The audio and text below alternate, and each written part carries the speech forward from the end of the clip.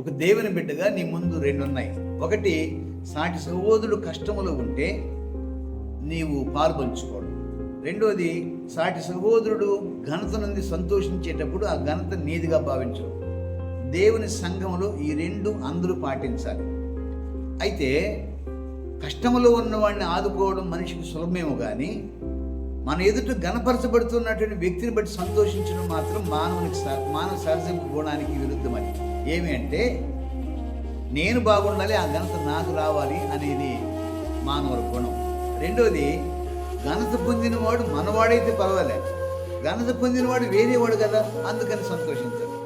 అంతేకాదు, ఎవరు బాగుండాలి, ఘనత రావాలి మనం ఎప్పుడు కోరుకోం కదా, అందుకోసమని మన కుళ్ళు.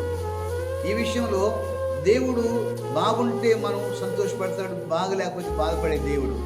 మనకు ఆయనకి మధ్య ఖచ్చితంగా విరోధం ఉన్నది. ఎందుకంటే ఎదుటివాడు బాగుంటే మనం సంతోషించలేం కదా. ఇది సాతాను గుణం. ఈ గుణము నీలో ఉంటే నువ్వు దేవుని రాజ్యమును స్వతంత్రించుకొనలేవు. అందుకని ఎదుటివారు ఘనత నొందినప్పుడు నీ హృదయంలో అసూయ పుట్టినప్పుడు నువ్వు పసిగట్టి దాన్ని అధిగమించాలి. అప్పుడు నువ్వు ఆత్మీయుడివి, భక్తుడివి. తప్పకుండా దేవుడు నేను దీవిస్తాను.